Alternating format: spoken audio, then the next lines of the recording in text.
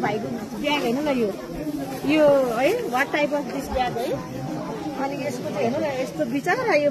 केले बाँध्नु भयो सुत्रीको डोरीले बाँधेर यसरी चाहिँ आउनु भएको छ सामान अब हस्तान्तरण गर्न गइरहेको छ प्राय सबैको त्यस्तै छ कि यहाँ चाहिँ हेर्नु न यस्तो पर परेका यस्तो भएका अनि यस्तो गरेर जान्छ यहाँ झोला पनि अब यस्तो कति ठाउँमा यो टालेका है अनि त्यसपछि हेर्नु न यो परहरू यस्ता यस्ता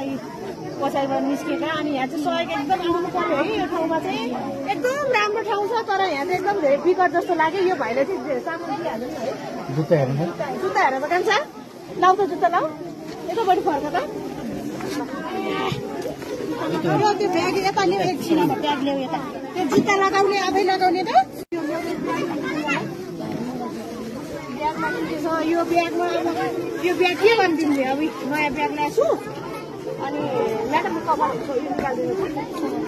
यो फुकाल्ने चाहिँ कसरी यो सुकाल्ने चाहिँ बिचरा अब आफ्नो त हुँदैन तर अब यहाँ हामीले यसरी बोकेर उठ्नु अनि ल यो ल है भाइ यसरी ल यसमा हालेर लाने आजदेखिबाट नयाँ ब्यागमा है नेपाली बोल्दैन रे तामाङ भाषा बोल्दैन तामाङ भाषा बुझ्छ ए ल कलम पेन्सिल अगाडि राख्ने कान्छ त ओइ चुरी च्याएको ए कलम इधर राख्छु बा अनि ल जुत्ता लगाऊ जुत्ता होइन ट्र्याक सुट दिनु न उसलाई ट्र्याक सुट यहाँ चाहिँ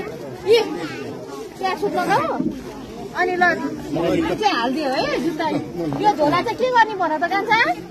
यो राख भोलि पछि ठुलो भएर धनी मान्छे भएपछि हेर्नुपर्छ झोला चाहिँ राखेर है पैसा जम्मा गर्नुपर्छ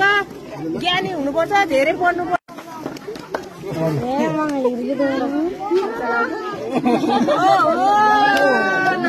ताली पड्काइदिनु सबैजनाले ल ठिक ल यहाँ त यो चाहिँ राखिराख भित्र चाहिँ यसरी बनाएर हुन्छ है यही राख ल यहाँ ब्याग नयाँ ब्याग ताली पड्काइदिनु सबैजनाले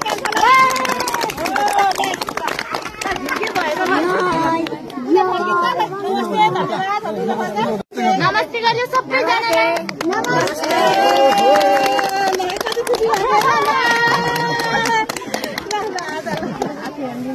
अब ढोल्नु पर्दैन हात मात्रै मिलायो भनेर